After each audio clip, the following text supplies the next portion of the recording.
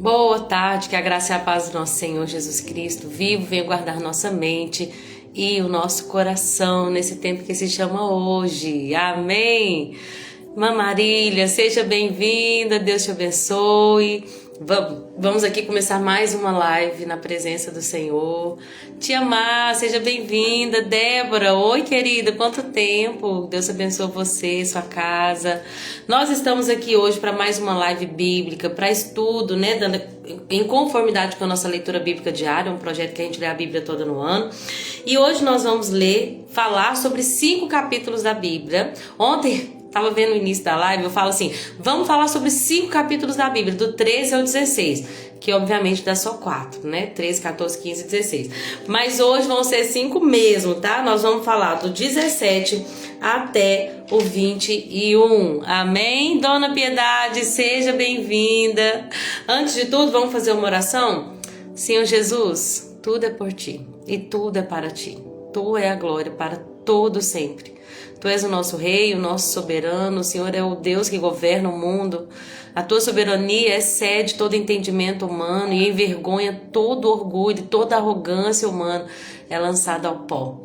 Senhor Jesus, nós colocamos diante de ti tudo que for falado aqui.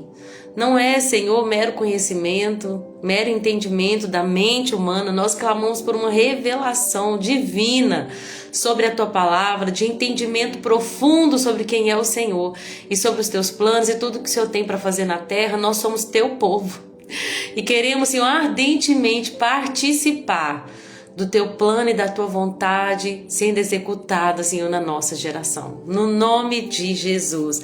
Ivonete, seja bem-vinda. Quanto tempo? Espero que você esteja bem. Mãezinha, minhas crianças já estão aí? Tá tudo bem? Seja bem-vinda também, mãe. Te amo. Vamos lá, então. Hoje do capítulo 17 ao 21. Amém? Capítulo 17. Ah, a Soraya entrou, não vi você entrando, Sossô. Boa tarde, querida. Boa tarde, professor. Graças a Deus estamos mais uma vez unidas para aprender. Obrigada, Jesus, porque sem ti nada podemos fazer. Então tá bom. Meus filhos estão me vendo aí? Beijo. Beijo, Cecília. Beijo, José. Amo vocês. Deixa eu ver se eu deixei alguém passar. Não, então já cumprimentei todo mundo. Então vamos lá. A Cacá acabou de entrar também. Bem-vinda, Cacá, nossas companheiras diárias. Gente, começando o capítulo 17, a Bíblia vai deixar uma mensagem, né? Através de Isaías, uma mensagem profética, uma mensagem de juízo. Lembra que a gente está nesse tempo aqui da Bíblia, onde Deus vai demonstrar o seu juízo para muitas nações, principalmente aquelas que são inimigas do povo de Deus. Minha filha está escrevendo lá, beijos, mamãe. Ontem você tava, Ivonete? Ué, tô com a cabeça ruim então. Espero que você esteja bem, viu? Depois você me conta como é que tá a coluna. E os dentes? Perfeitos? Graças a Deus. Então nós estamos numa fase da Bíblia onde Deus está dando oráculos, profecias de cumprimento de juízo para muitas nações, né? Ontem nós falamos sobre a Filístia, Moabe, a Babilônia. Hoje, capítulo 17, a Bíblia vai falar um oráculo a respeito da cidade de Damasco e de Israel. Damasco, gente, é a capital da Síria, né? Então Damasco é a capital de um povo que foi inimigo do povo de Deus por muitos anos. Damasco vai receber assim esse oráculo, ó. Vejam, a cidade de Damasco desaparecerá. Então começa um juízo assim bem duro sobre essas cidades. Isaías, tomado pelo Espírito, vai falar que essa cidade vai se tornar um monte de ruínas, as cidades de Aroé vão ficar desertas, os rebanhos vão pastar nas ruas. Naquele dia, e fala de Damasco, da Síria e também de Israel, que aí no versículo 4 já muda para Israel, falando assim, ó, naquele dia a glória de Israel perderá o seu brilho, seu corpo robusto definhará, a terra toda parecerá um campo de cereais depois que os ceifeiros colheram a espiga, ficará desolada. E aí no versículo 7, né, depois de tanto juízo assim, a ponto de uma terra que vai ficar desolada, que vai ter um juízo de Deus que vai destruir tudo. No versículo 7 fala assim: naquele dia, enfim, as pessoas olharão para o seu Criador e voltarão seus olhos para o Santo de Israel. Não buscarão mais a ajuda dos seus ídolos, nem adorarão aquilo que as suas próprias mãos fizeram. Então não vão se curvar mais para os postes de Azerá, não vão mais se render à sua idolatria. Seja bem-vinda, Júlia. Boa tarde, querida. A paz do Senhor Jesus. Estamos meditando em Isaías 17. Então nós vimos, gente, que Deus envia juízo, só que Deus é tão misericordioso que até aquilo que nós merecíamos receber, Ele usa, como Ele não descarta nada, Ele não desperdiça nada, Ele usa como uma oportunidade de fazer com que os nossos olhos se voltem de novo para o nosso Criador. Olha que coisa linda! Deus, nós vamos ver, por exemplo, o capítulo 19, que fala do oráculo para o Egito, uma profecia de juízo contra o Egito, e fala que o Egito vai ser envergonhado, destruído, mas no final fala que o Egito vai se converter e vai virar o povo de Deus. Então, ao mesmo tempo que a gente contempla a justiça de Deus, a gente também contempla a sua misericórdia. Deus, ele, ao mesmo tempo que a sua justiça, ela é perfeita, sua misericórdia é infinita. Então ele cumpre o seu juízo, mas todas as vezes que as pessoas, vivendo e sendo aplicado o juízo na vida delas, se voltam para o seu Criador, elas então acessam arrependidas a redenção. Olha que coisa linda. Aqui está falando que um dia as pessoas, nesse tempo de juízo, vão se voltar para Deus, vão olhar de novo para o seu Criador. E olha que não está falando só de pessoas do povo escolhido, está falando também de Damasco, uma cidade ímpia. Deus se importa com todos porque Ele é o Criador. Embora Israel seja de fato um povo peculiar, uma propriedade peculiar de Deus, um povo especial que Deus escolheu para si, para que através de Israel a salvação chegasse a todas as nações da terra, né? Quando Deus chamou Abraão, o que Deus falou para Abraão? Através de você, Abraão, e dos seus descendentes, todas as nações da terra vão ser abençoadas. O que a gente não pode esquecer é que Deus, embora Ele tenha Israel como sua propriedade particular, para ser deles o seu Deus, e eles serem o seu povo, Deus quer usar Israel para alcançar todos. Por quê? Porque Ele é o Criador de todos. Então Deus está falando assim, olha, nesse dia de juízo, as pessoas olharão para o seu Criador, porque Deus criou cada um de nós. E Ele se importa com as suas criaturas. Se importa a ponto de enviar seu filho para que elas, pela fé, possam receber o direito de serem feitos filhos. Então toda criatura, se nós nos voltarmos nossos olhos para o nosso Criador, arrependidos, reconhecermos que o Filho dele foi enviado para a nossa salvação, nós nos tornamos agora de criaturas para filhos. Mas a verdade é que Deus se importa com cada criatura. Amém? Deus se importa, gente, com o menor dos pecadores, com o maior dos pecadores. Deus se importa com todos que Ele criou. Seja bem-vinda, Chiquinha, seja bem-vinda, Cristina. Estamos meditando em Isaías 17 agora, o oráculo que veio sobre Damasco e sobre Israel.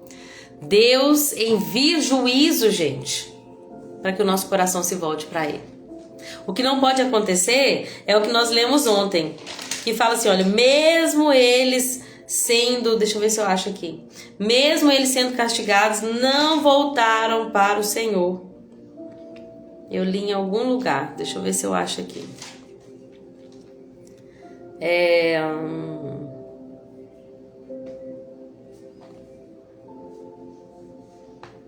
Não lembro, gente, onde que eu vi. Ou será que foi na leitura de anteontem? Mas eu achei muito interessante, fala assim, olha, eles vão ser castigados, eu vou fazer isso, vou fazer aquilo, mas mesmo assim, eles não se voltarão para mim.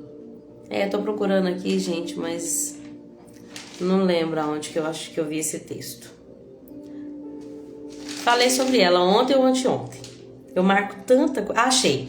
É o capítulo 9, falei anteontem, versículo 13. Pois mesmo depois do castigo, o povo não se arrependerá e não buscará o Senhor dos Exércitos. Mas vocês entendem como que Deus usa o castigo, muitas das vezes, para nos levar a esse lugar de arrependimento? Esse tempo de juízo de Deus sobre as nações ao redor de Israel, Damasco, Moabe, Filístia, Etiópia, Egito, nunca foi só para a execução de um juízo. para que a ira de Deus fosse satisfeita. Sempre nós vamos encontrar esse equilíbrio perfeito entre justiça e misericórdia. Ele aplica a sua ira, mas ele também oferece a redenção pelo sangue de Jesus. Amém? Glória a Deus. Esse Deus é perfeito, gente. Justiça e equidade são a base do seu trono. Misericórdia e verdade vão à frente do seu rosto. Ou seja, a base do trono é justiça, mas à frente do seu rosto é misericórdia. Glória a Deus. O Antônio Castro acabou de entrar também. Deus abençoe, meu irmão. Que bom ter você aqui conosco. Ontem o Léo não entrou, anteontem também. Então assim, hoje você está sendo o bendito fruto aqui entre as mulheres. Mas eu creio que Deus vai levantar homens também, abibliados. Tem levantado, né, gente? Nem sempre dá por causa do horário, mas que bom que Deus tem levantado essa geração bíblica. Glória a Deus, que ama a palavra de Deus. Amém?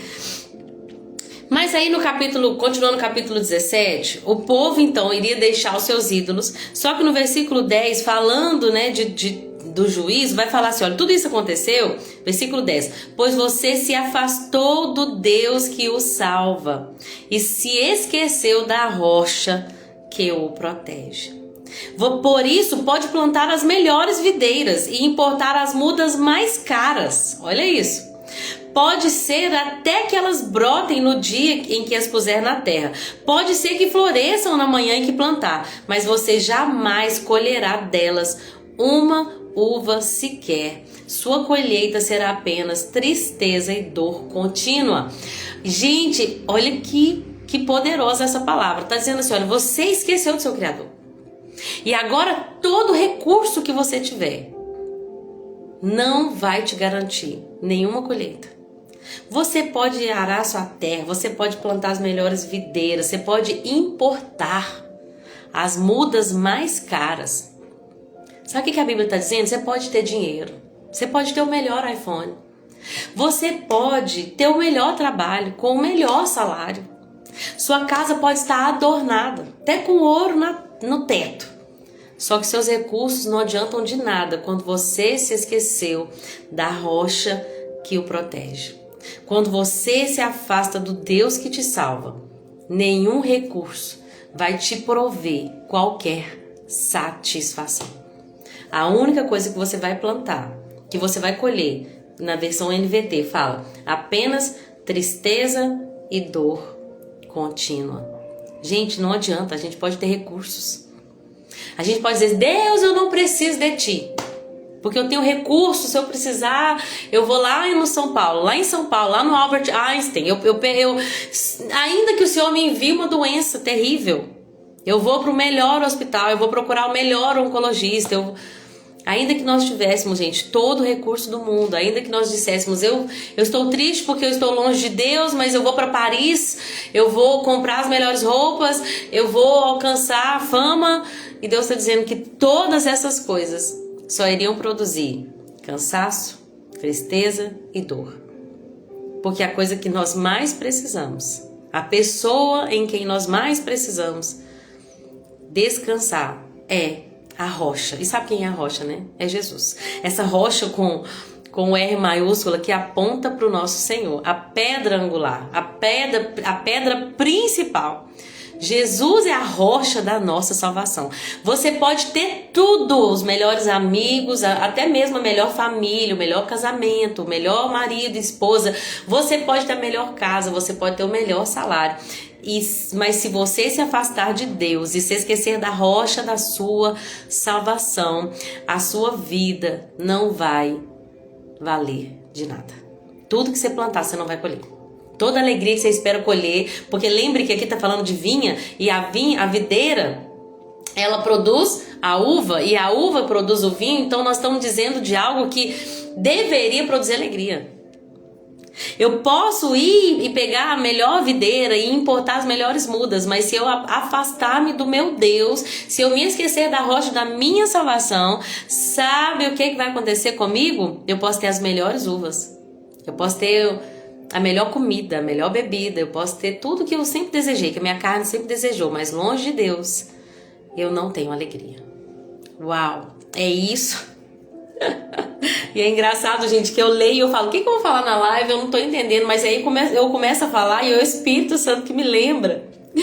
Porque eu vi isso aqui, eu achei muito interessante, mas agora pensando na videira, você pode plantar as melhores videiras, ou seja, você pode se esforçar usando o seu recurso próprio para colher uva e fazer seu vinho e ter alegria. Mas longe da rocha da sua salvação, você vai colher só tristeza e dor. Nós precisamos de Jesus. Ele é a rocha que nós precisamos. A rocha inabalável, o nosso pastor. Se a gente tem Jesus, a gente não tem falta de nada. Então quer dizer, Lorena, que eu sempre vou ter picanha? Não, não é isso. Quer dizer que você pode até ficar comendo arroz e feijão uma semana, que você está feliz e contente no Senhor. Porque Ele é a rocha da sua salvação, Ele é a alegria. Ele é a fonte de toda satisfação. Amém? Oi, Tamara, seja bem-vinda. Jennifer também está aqui conosco. E a Gi também entrou, não é isso? Oi, Gi! Sejam todos bem-vindos. Nós estamos meditando hoje no Isaías capítulo 17, falando que Jesus, gente, Ele é a videira verdadeira. Ele é a videira verdadeira. Sem Jesus nada podemos fazer. E se a gente está enxertado nele e não está produzindo fruto, a Bíblia diz que seremos arrancados. E se a gente está produzindo fruto, a gente vai ser podado. Nós vamos falar de uma poda que Isaías viveu hoje, mas vamos lá. Vamos continuar. Capítulo 18 já vai falar da Etiópia. A Etiópia, gente, é um país ao sul do Egito. A Etiópia bíblica para a Etiópia de hoje sofreu algumas alterações, mas é ali naquela região, naquela mesma região ali da África. E eu achei muito interessante porque aqui tá chamando os etíopes de velozes mensageiros. E os etíopes, eles são conhecidos, né, por serem, né, pessoas negras, altas e que correm muito rápido, né? Então aqui a própria Bíblia está falando desse povo que antigamente também, nesse tempo, eles eram chamados de cuxitas. Aqui tá chamando eles de pele lisa na minha tradução. Em outras traduções vai falar de uma pele polida ou uma pele brilhante. Mas era um povo, gente, que era rico. Um povo que era sinônimo assim de fidelidade, de riqueza. Inclusive lá no Novo Testamento tinha o etíope que queria aprender do evangelho. Lembra que Filipe foi lá, batizou o etíope, ele era rico, mas ele volta para a casa dele levando o evangelho que agora ele recebeu da parte de Filipe. Então o etíope, esse povo, eles também vão receber um oráculo.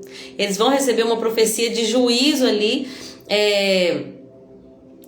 Deus vai falar através do profeta Isaías, capítulo 18, versículo 4. Pois o Senhor me disse, do lugar onde habito, observarei quieto.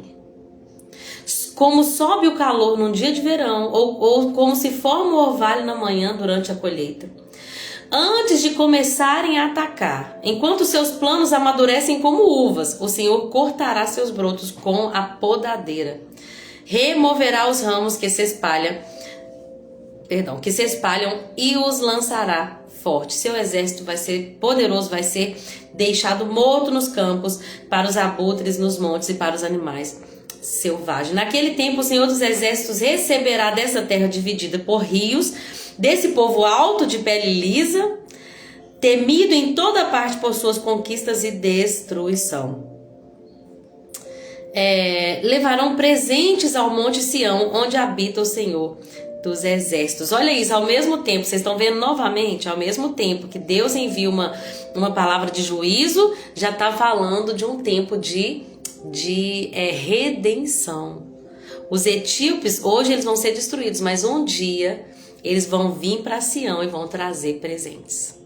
Isso vai se repetir nas outras profecias, né?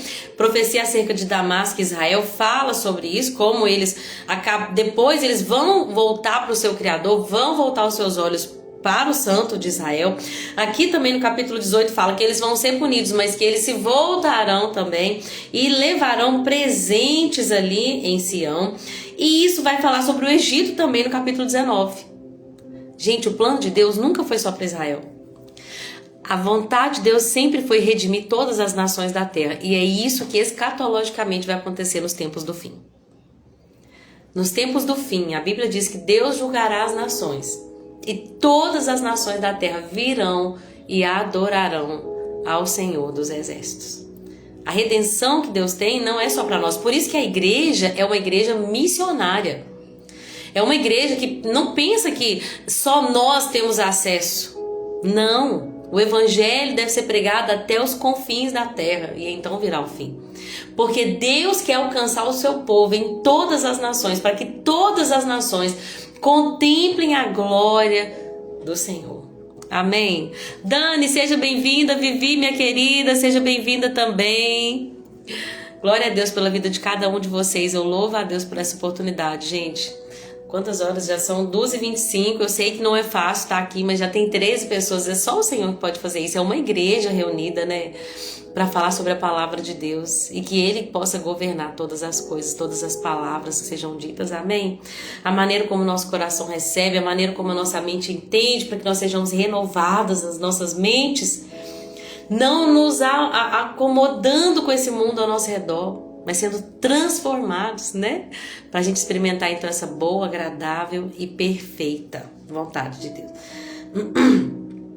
Então o capítulo 19 tem essa mesma sequência. Um povo que vai ser destruído, só que o capítulo 19, a destruição vai ser bem assim, detalhada.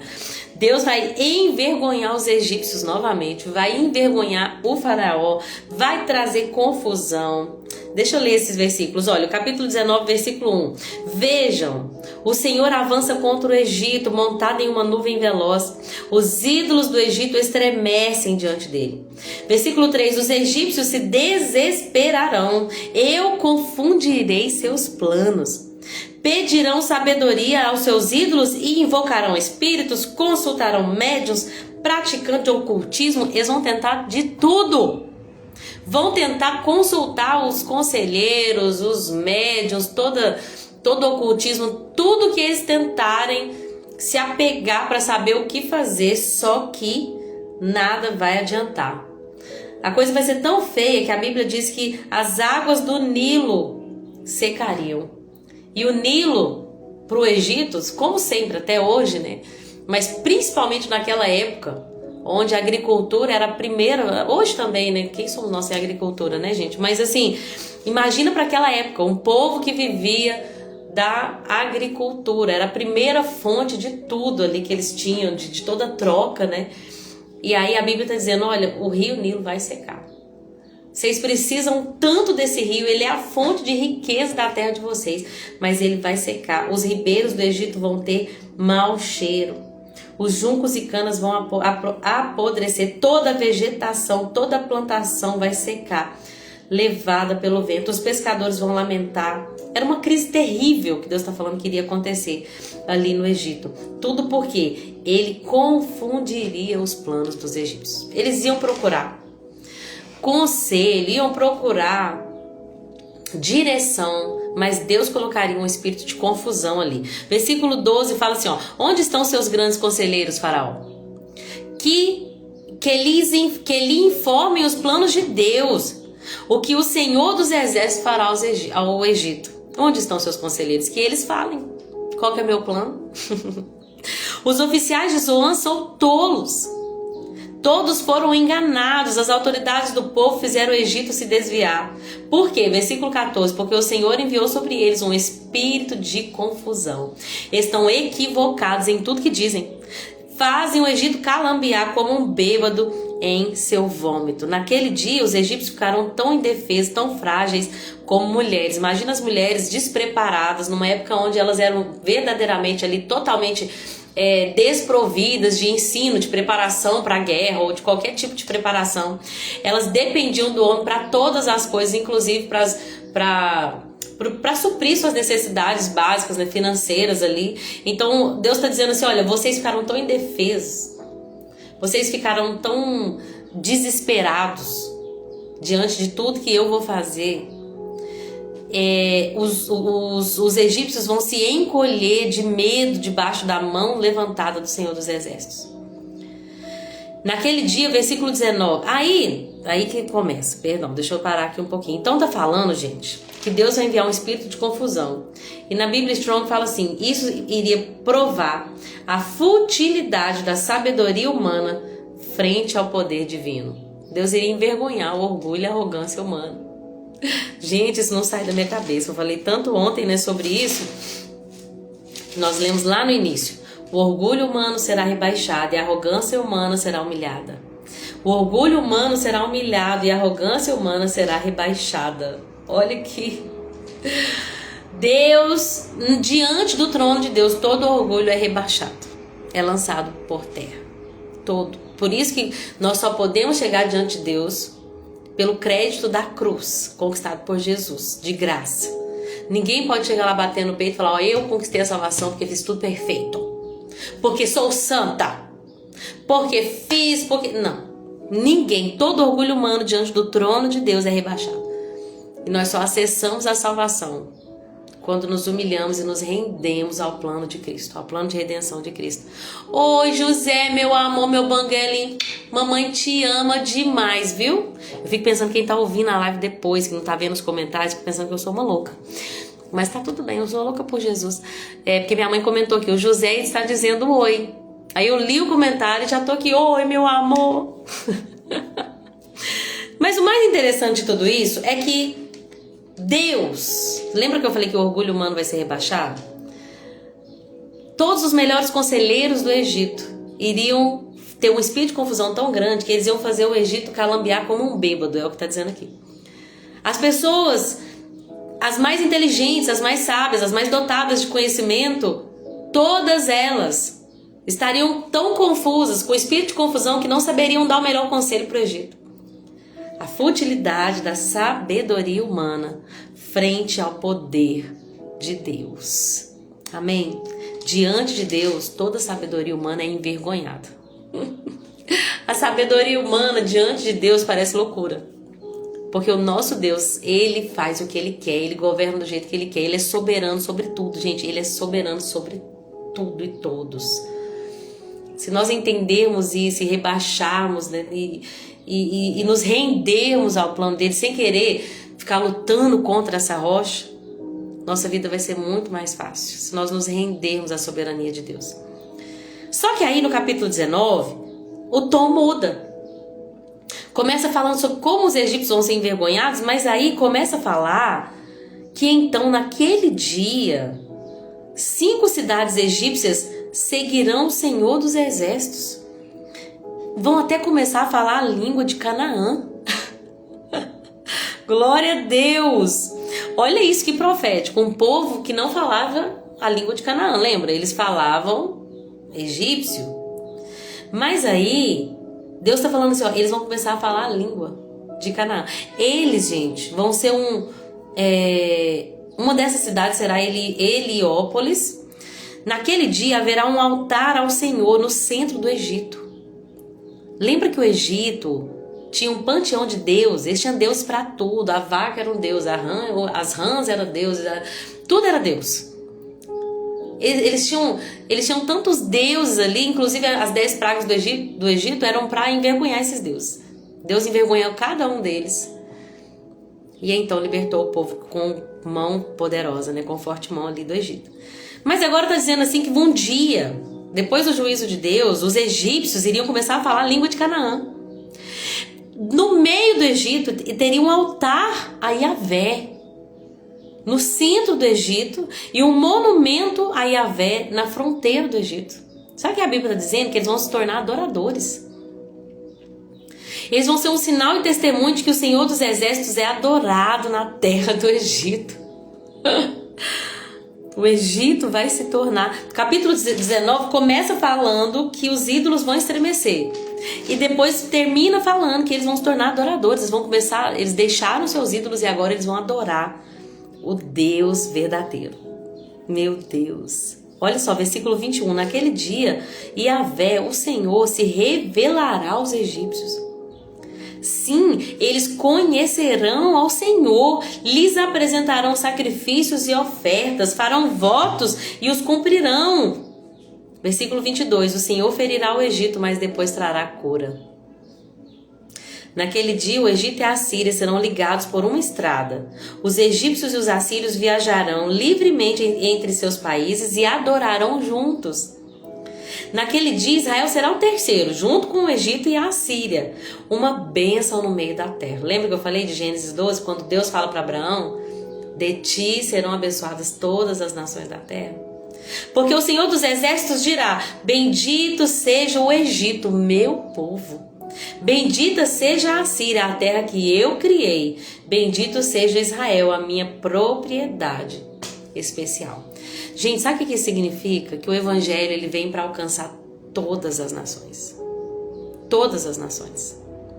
Deus está dizendo, eu vou trazer juízo sobre esses povos, mas vai chegar um dia em que o meu filho, Jesus Cristo, o leão da tribo de Judá, o rebento de Jessé, a raiz de Davi, ele vai julgar as nações, ele vai se assentar no seu trono e as nações reunirão para adorá-lo.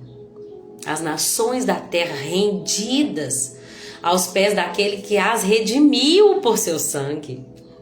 Todo aquele que crer em Jesus será salvo, de todas as nações, ide por todo o mundo pregar o evangelho a toda criatura. Aquele que crer será salvo. Aquele que crer e for batizado será salvo. Ensinando-os, a cumprir os mandamentos que eu tenho ensinado para vocês. Ou seja, façam discípulos. Não é só crer, tem que obedecer aos mandamentos do mestre. Porque crer, gente, até os diabos creem e estremecem. Mas obedecer é diferente. Obedecer para os discípulos. Os discípulos seguem os passos do mestre. E são como ele é. Amém? Que lindo esse capítulo 19. Aí entra o capítulo 20. O capítulo 20, gente, é um capítulo bem pequenininho que fala de um tempo histórico onde Sargon, que era rei da Síria, enviou seu comandante-chefe para conquistar a cidade de Asdod, lá na Filístia. Nesse tempo, estudando, aparece nos estudos que nesse tempo o povo de Israel, por causa desse rei Sargon, que era um grande rei da Síria que foi conquistando muitas cidades, o povo de Israel, governado por Ezequias, começou a querer buscar ajuda no Egito. Então as pessoas de Israel, começando ali pela liderança, tinham um partido pró-Egito. Vamos nos unir com o Egito para que nós tenhamos um apoio. O Egito vai ser o nosso reforço. Era o que alguns desse partido alguns de Israel, que faziam parte desse partido pró-Egito, queriam que acontecesse uma aliança com o Egito. Então, Deus vai usar Isaías para fazer uma profecia em ação. Gente, meu Deus. E aí ele fala para Isaías, chama Isaías e fala assim, você vai tirar o pano de saco que você está vestindo. Perceba que ele já não estava vestindo uma roupa de luxo. Você vai tirar o pano de saco que você está vestindo. E você vai tirar as sandálias que está calçando. E Isaías obedeceu e passou a andar nu e descalço. Olha isso. E a Bíblia diz que Deus disse de Isaías, meu servo Isaías andou nu e descalço durante 3 anos, como um sinal e uma advertência das dificuldades terríveis que trarei sobre o Egito e sobre a Etiópia. O que Deus está falando? Vamos acabar de ler. O rei da Síria vai levar como prisioneiros os egípcios e os etíopes, tanto jovens como velhos. Ele os fará andar nus e descalços, com as nádegas descobertas, para a vergonha do Egito. Então os filisteus vão entrar em pânico. Eles vão dizer, versículo 6, se isso aconteceu com aqueles que eram a nossa esperança, o que será de nós? Contávamos que eles iam nos proteger da Síria, só que agora a Síria tomou eles e os envergonhou. Naquela época, os exilados, quando eles eram tirados da sua terra e eram transportados para a terra daquele país que os venceu, eles vestiam roupas assim. Eles colocavam roupas que deixavam as nádegas descobertas, eram praticamente nus, andavam praticamente nus e descalços. Então o que está acontecendo aqui, gente? A Bíblia está dizendo assim, Isaías é a prova viva do que vai acontecer com vocês, se vocês colocarem a sua confiança no Egito. Isaías vai ser a profecia em ação, para que vocês saibam o que vai acontecer com vocês, se vocês colocarem a confiança de vocês no Egito, ó povo de Judá. Eu vou mostrar para vocês o que aconteceria através da própria vida de Isaías. Então Deus chama o seu profeta, e aqui ele chama ele de seu servo, assim como ele chama Moisés de seu servo.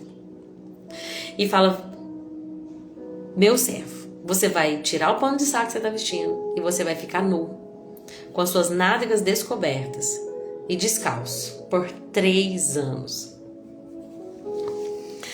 Gente, a gente quer muito ser usado por Deus, Eu quero ser usado por Deus para que todos saibam que ser fiel vale a pena.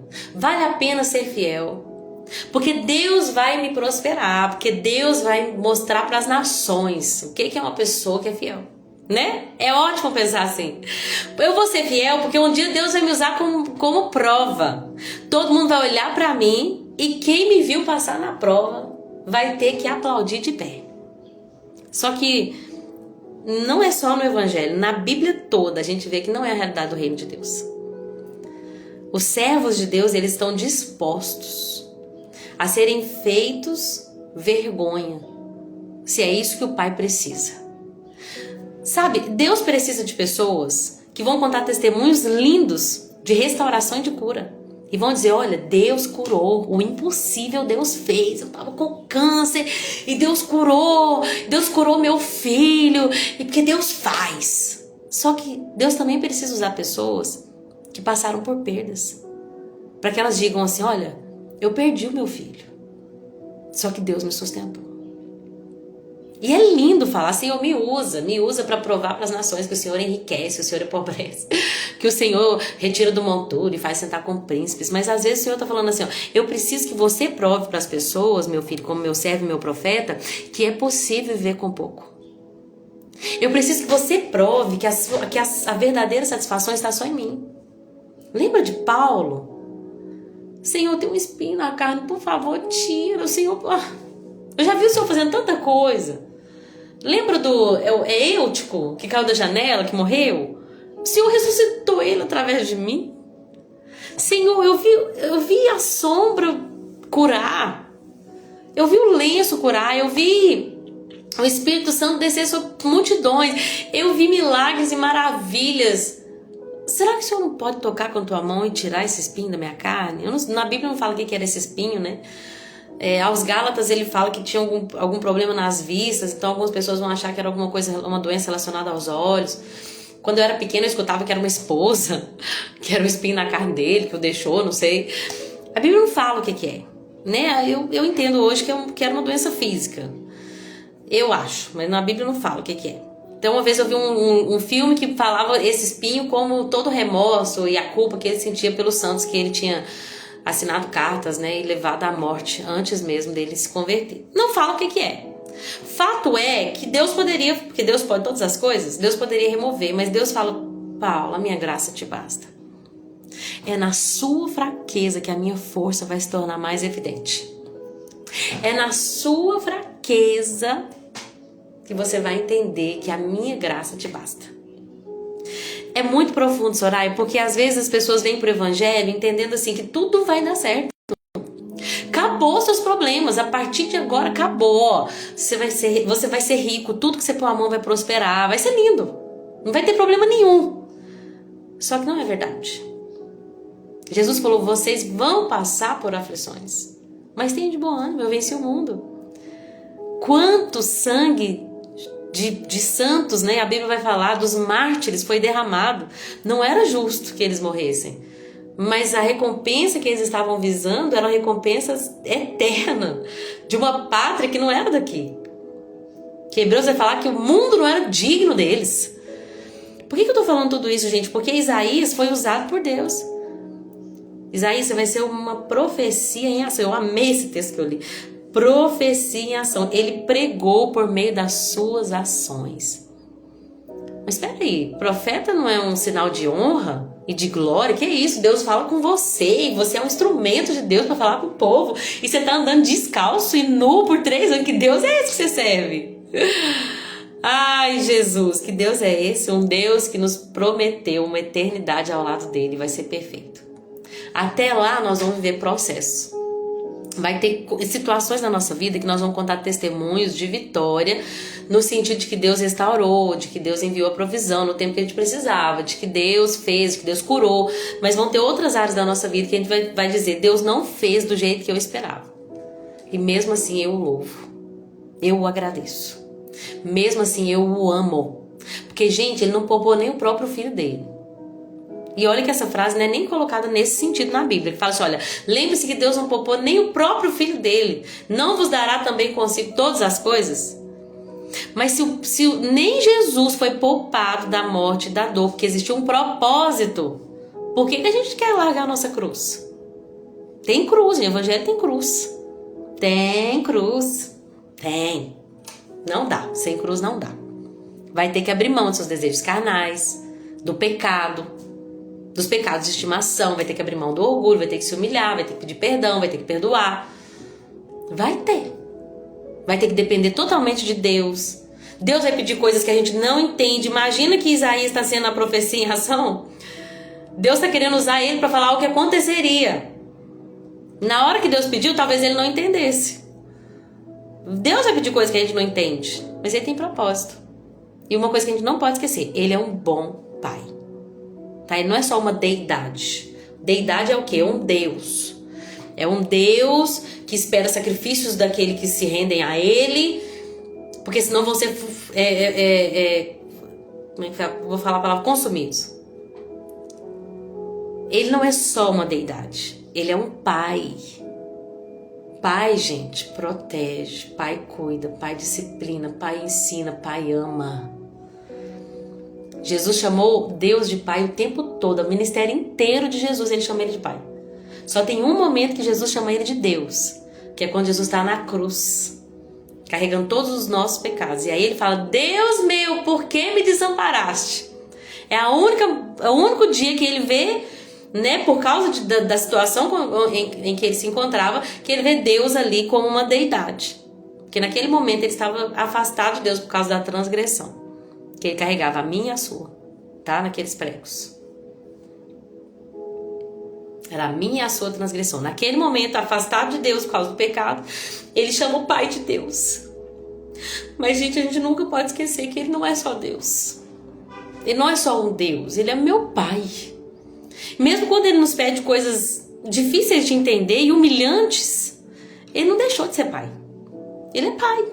E ele é um bom Pai. A Bíblia diz que Jesus vai falar assim: olha, se vós, sendo maus, sabem dar boas dádivas para os vossos filhos, quanto mais vosso Pai que está no céu.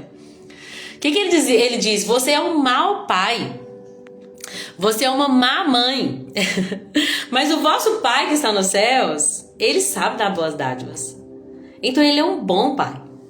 Não é mau como nós. Só que às vezes ele vai pedir coisas humilhantes, revoltantes a princípio, assim, né?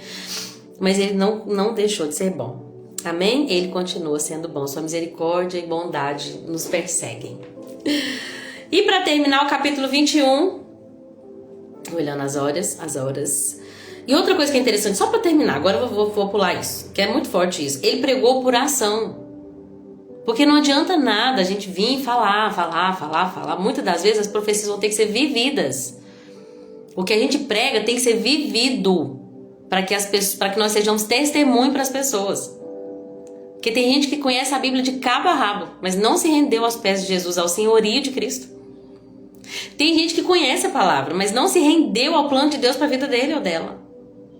Não adianta nada. Porque nós temos que viver uma profecia ambulante. Nós temos que ser o testemunho vivo da palavra. Amém? Capítulo 21, para a gente poder terminar. O capítulo 21 é mais uma mensagem acerca da Babilônia.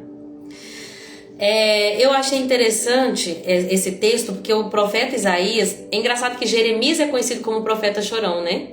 Só que o profeta Isaías, ele sentiu muitas dores por receber tudo que ele recebia. Imagina Deus te dar a visão da destruição de vários povos, de sofrimento, de dor. Lembra que nós lemos em Eclesiastes que fala que o conhecimento gera dor? O conhecimento, ele gera, né? Eu falei sobre como ele gera responsabilidade. Deixa eu ler como é que tá nessa tradução aqui de novo. Se eu achar, né, gente? Porque às vezes eu esqueço onde que tá escrito. Eu sei que é Eclesiastes. Se alguém achar aí, me fala, por favor. Fala que o conhecimento gera... Achei, ó, versículo 18. 1:18 de Eclesiastes. Quanto maior a sabedoria, maior a aflição. Quanto maior o conhecimento, maior a tristeza. Imagina que Isaías está vendo tudo que vai acontecer com cada um dos povos. A tristeza, a dor, a desolação, a morte, o sangue, as feridas. Não é fácil, gente. Porque o conhecimento, quanto maior a sabedoria, maior a aflição. Então nós vamos ver aqui o profeta sentindo dores. E eu vou falar sobre isso, deixa eu só ler os comentários. Na vida nada é fácil, é verdade, Soraya? Estou entendendo através de você. Amém. A palavra de Deus, ela é viva. Ela vem para nos tirar desse lugar onde a gente acha que Deus... Por que o relacionamento servo e deidade ele é problemático? Porque quando a gente olha para Deus só como um Deus, a gente quer um relacionamento de troca. Eu sacrifico o que eu preciso sacrificar e você me dá o que eu quero ganhar. Inclusive, numa das leituras de hoje, do texto de hoje, tem uma parte que fala que o povo tinha seus jardins idólatras. E eu pesquisei sobre isso, e esses jardins, as pessoas criavam jardins para deuses que prometiam fertilidade. Então, o relacionamento de pai e filho é uma coisa. O filho respeita o pai. O filho copia o pai. O filho é como o pai. O filho só faz o que vê o pai fazer. Então, o filho tem a essência do pai. E ele vive de acordo com o pai. E ele anda junto com o pai. Agora, o relacionamento entre servo e deidade, que é o que nós chamamos, né, quando a gente fala de um Deus, ele é um relacionamento de troca. Eu sei que você é Deus, mas eu te dou o que você quer e você me dá o que eu preciso. E a maioria das pessoas tratam Deus assim, apenas como uma deidade. O que eu preciso fazer para eu ganhar? Às vezes até leem a Bíblia para isso. Eu vou ver quais são os princípios que eu tenho que fazer porque eu vou obedecer, porque eu quero bênção. E o Evangelho não é sobre uma vida abençoada na terra. Não é sobre uma vida melhor de bênçãos. O Evangelho é sobre salvação, é sobre propósito, é sobre eternidade. É claro que isso vem acompanhado, mas Jesus também deixou claro que vai ter aflição. Então, quando a gente vem para o Evangelho só pela vida melhor de bênção, na primeira aflição, você pula fora. Porque eu não entendo, porque eu não gostei do jeito que Deus fez, né? Então, nós não podemos ter esse tipo de relacionamento com Deus, como uma deidade serva. Nós somos pais, Ele é o pai e nós somos os filhos. Amém? Ele é Deus também. Nós não esquecemos que Ele é um pai e vamos respeitar de jeito nenhum. Ele é o pai no sentido da nossa afeição. Porque quando fala assim, qual que é o primeiro mandamento? Ame ao Senhor, seu Deus. De todo o coração. Com toda a tua alma. Com todas as tuas forças. Então, o que o pai espera do filho? Não é só um sacrifício. É um coração, uma devoção radical. Amém? Eu não lembro o que eu estava falando. Deixa eu só ler esse comentário. Deus é tão maravilhoso que nos avisa antes das coisas acontecerem. Exato, Júlia. Vai acontecer coisa difícil. Mas Ele é tão pai que Ele ainda avisa. Eu mesmo estou vivendo isso. Há alguns meses atrás estava tudo perfeito, gente. Perfeito. E eu abri a Bíblia e falei, pai, fala comigo. Ainda que a figueira não floresça. Eu falei, não deve ser essa parte. Deve ser a parte que anda altaneiramente. Andarei com as costas, vou subir as montanhas. Pensei que era isso. Só que não era. Era aflição. E, gente, como tem sido os últimos meses de aflição em algumas áreas. Mas o Senhor continua sendo bom. E é tão lindo isso, porque Ele demonstra o amor nos avisando, nos preparando. E a gente nunca pode esquecer que Deus não nos dá nada que nós não podemos suportar. Como um pai, Ele sabe. João 15, 14 e 15 pode contribuir sobre esse relacionamento. Vamos ler agora. João, capítulo 15. Nós falamos sobre videira no início, né? Ai, o Senhor é lindo. Ele linka tudo. João capítulo 15, 14 e 15. Diz assim. Sim, na minha versão NVT, né? Sim, peçam qualquer coisa em meu nome e eu o farei. Se vocês me amam, obedeçam aos meus mandamentos. É isso. É isso. É muito forte. Coloca aí, Vivi, a sua explanação para nós. É porque a pessoa que só quer obedecer porque ela quer algo em troca, né? Esse tipo de relacionamento, ele não é um relacionamento... Não é isso, não? João 15. Li errado. Desculpa. Achei aqui. Eu tava no 14. Depois de um tempo que a gente fala, a mente começa a embaralhar. Vamos lá. João 15... 14. Vocês serão meus amigos se fizerem o que eu ordeno. Meu Deus! Já não vos chamo mais escravos, pois o Senhor não faz confidências a seus escravos. Agora vocês são meus amigos, porque eu lhe disse tudo o que o Pai me disse. Meu Deus! Não é só um relacionamento Deus e servo. Nós temos a capacidade, nós temos gente, fugiu as palavras tudo. Nós temos essa... Me ajuda aí, gente. Nossa, tô impressionada. Todo orgulho humano é rebaixado mesmo, não tem jeito. Gente, olha o que nós temos. Nós podemos ser chamados de amigos de Deus. Aqui na minha tá escravo, né? Servo, é isso mesmo, Vivi. Deus e servo, o privilégio. Ai, Vivi, obrigada. Gente, nós temos o privilégio de não apenas ter o Criador do universo como um Deus, mas como um pai, ouvir o conselho do pai, ser amigo do pai, ouvir os segredos do pai. É isso. Meu Deus, que coisa linda, Jesus. Então, voltando, capítulo 21, para terminar.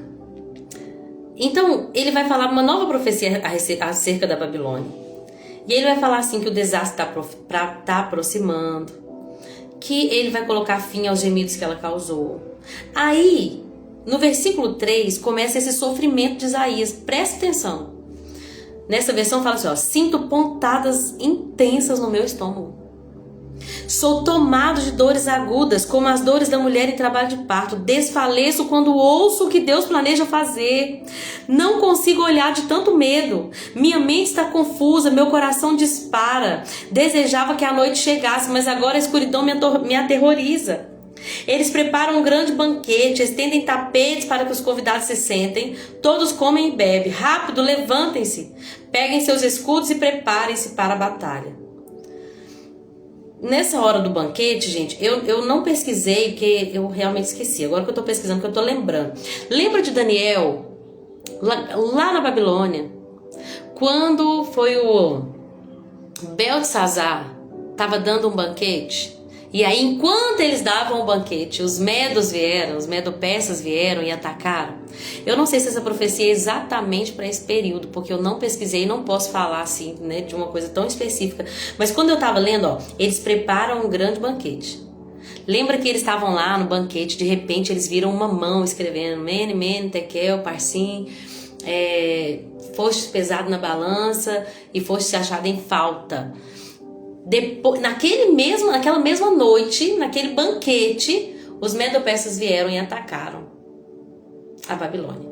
Então aqui é tão específico, não tenho certeza que depois eu quero pesquisar. É tão específico que fala, eles preparam um grande banquete, estendem tapetes para que os convidados se sentem, todos comem e bebem. Aí, olha só, rápido, levantem-se, peguem seus escudos e preparem-se para a batalha. Enquanto isso, o Senhor me diz, coloca um vigia, e aí esse vigia vai gritar, caiu a Babilônia. A gente já vai para Apocalipse 14, o negócio é profético, é eterno, é demais para nós. Mas o Senhor, Ele é perfeito, a sua palavra é perfeita. E aí o versículo 10 vai dizer, ó meu povo, moído e peneirado, eu lhes anunciei tudo que o Senhor dos exércitos disse, tudo que Deus de Israel me falou. Não foi fácil para Isaías. Ele chora, ele se entristece, ele sente pontada no estômago. Nessa versão fala assim. Ele está vendo a destruição e isso não é fácil para ele viver. Mas ele está deixando claro, ó meu povo, eu lhes anunciei tudo que o Senhor dos exércitos disse e tudo que o Senhor me falou. E para terminar, ele também fala a mensagem a respeito de Edom e a mensagem a respeito da Arábia. É porque estão batendo no meu portão. Vocês esperam um minutinho, gente? Um minutinho e eu já volto.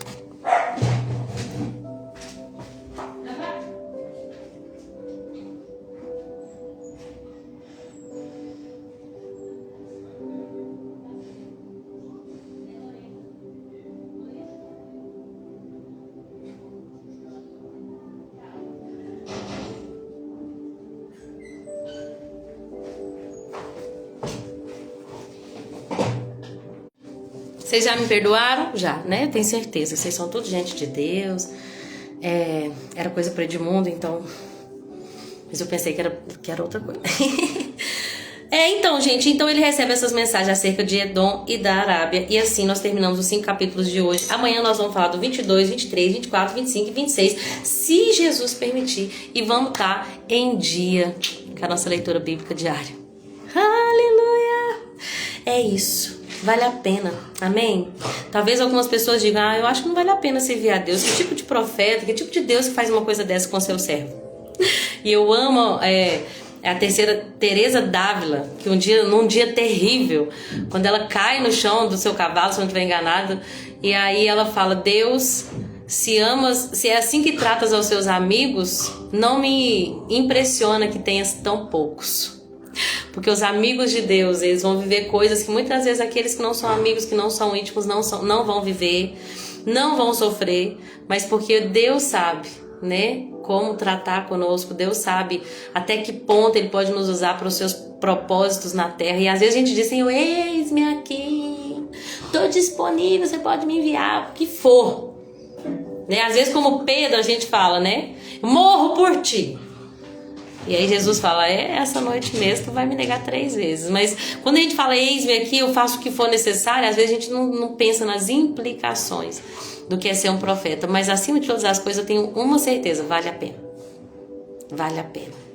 Ele permite a prova, mas também dá o escape, é verdade. Vale a pena ser fiel, amém? É isso que eu queria falar hoje. Deus abençoe vocês, obrigada, viu? Por tudo, todos que estão aqui, eu sei, gente, só Deus sabe quanto que é importante pra mim ver, sabe, as carinhas de vocês entrando e quando vocês participam. É um povo abibliado, que quer a palavra, que quer ouvir a palavra. E é maravilhoso isso, né? Quando eu comecei esse projeto no início do ano por obediência, eu jamais pensei que teria um alcance assim, jamais. De pessoas que entrariam de fato todos os dias para falar sobre a Bíblia. E acima de todas as coisas, eu jamais pensei que seria tão edificante para minha vida. Porque servir ao Senhor, gente, vale a pena demais. Vale a pena demais. Vivi, obrigada, querida, por tudo. Cacá, também muito obrigada. Soraya, Ivonete, mãezinha, que tá lá com minhas crianças. A Marília. O Gerson tá aqui conosco. Ô, irmão, Pai Senhor Jesus, que bênção, viu? Mais um homem, tá vendo? Hoje eu falei dos homens. Nós temos 2 homens aqui pra glória de Deus. Assim também como o Antônio Castro. Obrigada, meus irmãos. Obrigada, Dona Piedade, Júlia, Tia Má, a Chiquinha, que todos vocês sejam, a Cristina também, sejam abençoados, viu? Que nós possamos viver, né? O chamado de Deus, apesar de dores, apesar de renúncias, apesar de humilhação, né? Eu tô até pensando uma coisa aqui, rapidinho, já vou terminar. Lembra que Jesus, quando ele foi colocado na cruz, ele também estava nu? Né?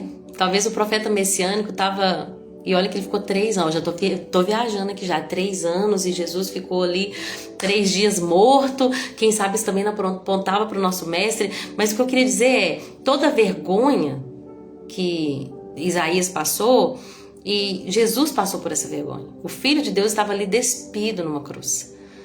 Porque a morte de cruz ali era ofensa, era maldição. E ele ali nu naquela cruz, envergonhado, ele aceitou toda a vergonha que estava toda a vergonha pela recompensa que foi proposta. E nós somos a sua recompensa, né? A Bíblia diz que ele verá o fruto do seu penoso trabalho e se alegrará. Nós somos a recompensa. O povo que recebe Jesus e que é salvo por meio de seu sangue. Amém? Eita glória! Amém, amém. Deus abençoe vocês também. Obrigada pela companhia. E até amanhã, né? Se assim Jesus permitir, terminando mais uma semana, porque Deus até aqui nos sustentou, Ebenezer. Porque até aqui o Senhor nos sustentou. Amém? Com Deus, gente. Até amanhã, se Deus quiser.